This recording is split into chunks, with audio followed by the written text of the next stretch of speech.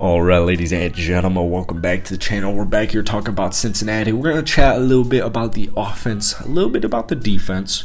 We are about less than 3 days away from the upcoming game at Arrowhead Stadium against the Kansas City Chiefs. And, we talked a lot in my last video about how I think when Joe Burrow takes down Patrick Mahomes and the Kansas City Chiefs, he will be cemented as the best quarterback in the National Football League. But regardless of personal opinion, he is one of the most promising, high upside, and ready to go quarterbacks at this young of an age. And it's so cool, man. He's just got that swagger. He just has that it factor. Very few people in general have the it factor, and it's kind of hard to even explain it, but like if you're a Bengals fan or if you watch the Cincinnati Bengals, we all can agree Joe Burrow has the it factor. Now, a large portion as far as why they were able to dominate so nicely this past weekend against the Buffalo Bills on the road in the snow was due to their offensive line. Jackson Carman filled in for Jonah Williams beautifully. He is only 23 yards.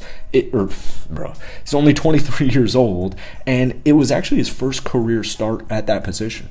Former 2021 second-round picks, gave up just one single quarterback hit, and we know that the offensive line was kind of in shambles. The bad news for the Bengals is Jonah Williams and Alex Kappa did not practice earlier today, Thursday, January 26th. It's actually my half-birthday, neither here nor there.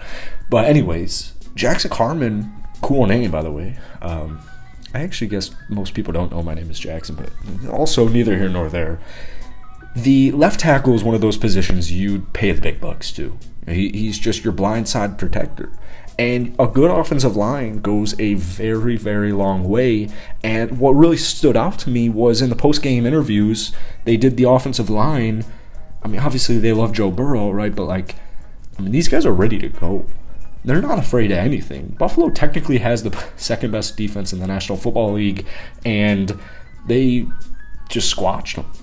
It was embarrassing. If you're a Buffalo Bills fan, you're probably embarrassed right now. Sorry, Bills fans, if you're watching this, but it's a fact.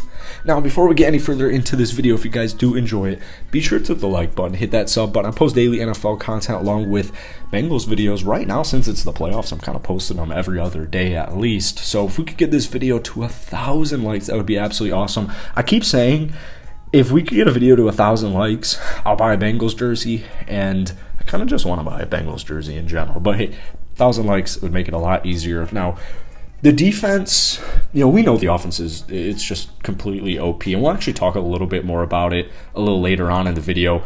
So earlier today, I found this fascinating. Willie Gay, the linebacker for the Kansas City Chiefs, he said something when asked that really stood out to a lot of people, and specifically Chiefs and Bengals fans, more so Bengals fans. The question was, what impresses you about that Bengals offense?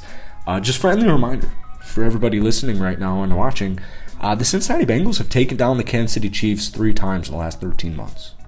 That's why they call it Arrowhead.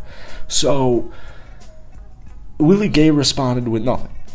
And, I kind of saw that on Twitter earlier today, and I took it with a grain of salt. I'm like, yeah, some competitors are going to, they're just going to carry themselves differently. Just in life in general, you're going to carry yourself. I'm going to carry myself differently than you may carry yourself. Some people may be more cocky. Some people may be a little bit more humbled. But I watched the video of Willie Gay being asked this question, and the body language it actually kind of almost fired me up a little bit. And I even made a video on the Kansas City Chiefs about a day ago, talking about some ways they could beat the Cincinnati Bengals, hence I covered the NFL. And I've been saying this, Bengals fans, you guys have been watching this, new viewers, if you're new here, welcome. But I've been chatting. It's going to be Kansas City and Cincinnati, and even just as a competitor, from a competitive standpoint, you want to play the best. Now, you don't want a Mickey Mouse series. You don't want injured Patrick Mahomes. It was great to see Patrick Mahomes running earlier today. In fact, it actually swayed Vegas's odds, putting it back in favor in Kansas City. But we've discussed all this. We knew it was going to happen. We knew the only reason the Cincinnati Bengals were favored to win a football game for what felt like the first time all season was because of the Mahomes injury.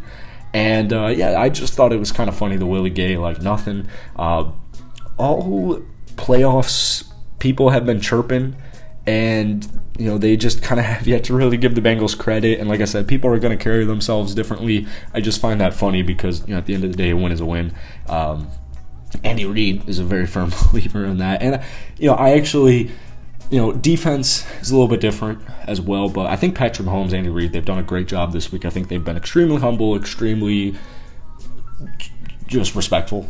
And but yeah, we need a little bit of flame to the fire. Why not spice things up a little bit? So hey, shout out Willie Gay for doing that. Now defensively, it's going to be a really fascinating game because the AFC Championship this weekend, you have kind of a strength on strength.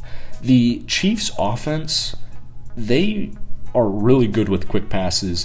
And I know Patrick Mahomes was running earlier today or jogging or whatever in practice, but when he got injured, or when he came back in for anything as possible, he was doing a lot of short passes, and the Chiefs offense in general they love their short passes, but he was heavily leaning on Travis Kelce because although the score may not even indicate it as well, it was a nail-biter for Chiefs fans. It really was. It was not a clear-cut, easy win football game. So the success rate on quick passes this past season for Patrick Mahomes was 58.4%, which is the first in the NFL. And then with the Bengals defense, they had a 55.2% success rate, which is good for second in the NFL. So it's just kind of, like I said earlier in the video, I just like seeing the best go on against the best. From the competitive aspect in me, it's this is going to be a phenomenal football game.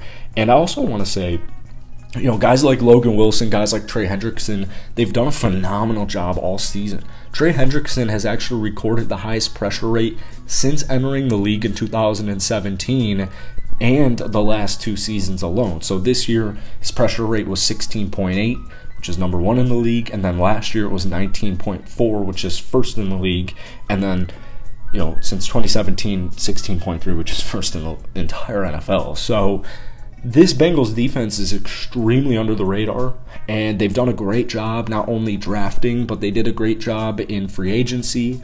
They've done a great job at just improving their already existing talent, getting them to the next level. Trey Hendrickson has been a huge reason of that, and also Logan Wilson, who actually led the Bengals in tackles this year, team high 123.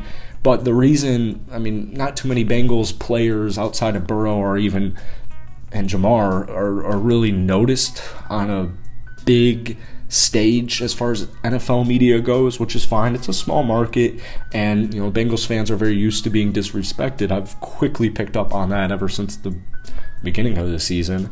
But Logan Wilson has done a phenomenal job. It's not really, I think a good word to describe it is always flashy, but in Wild Card Weekend, he forced that critical fumble that led to, the Hubbard 98-yard fumble recovery for a touchdown that pretty much sealed and was a complete game changer. I know it was tied, but that, the defense kind of won on that game. It's not like the offense lost it, but I'm really excited because you're going up against Travis Kelce, you're going up against MVS, you're going up against Juju, you're going up against Mahomes. The offense loves to score, hence putting up about 30 points a game for them. So it's just going to be a great matchup on both sides of the ball, and I think this is going to be one of those games where the offense is going to put their foot on the gas right away. I think they're going to score a lot of touchdowns early on. I think Joe Mixon, Samaje Perine, Joe Burrow is going to continue to just extend plays and extend drives, and I think they're going to put points on the board. And although, even if Patrick Mahomes, if he's 50%, if he's 80%, if he's 100%, whatever the case may be, I really feel more comfortable with the Bengals offense right now at this point in the season, and I feel more comfortable about the Bengals defense right now at this point in the season, and just in general all season. I know the Chiefs defense has been improving from a week-to-week basis. Obviously, Coach Steve, he does a great job. They like to force you into third and uncomfortables and force the opposing team's quarterback to kind of make a play. and ultimately lead to a mistake that they can capitalize off of. But I have no reason to believe, the way the last several months, the last several football games have gone, that not only can Cincinnati win close games, they can win defensively, they can win offensively, they can outcoach you. They're just going to outplay you. So let me know what you guys are thinking. We'll probably post one more Bengals video before this upcoming Sunday, so hit that like button, hit that sub button for more, but more importantly, drop some comments down below. Peace.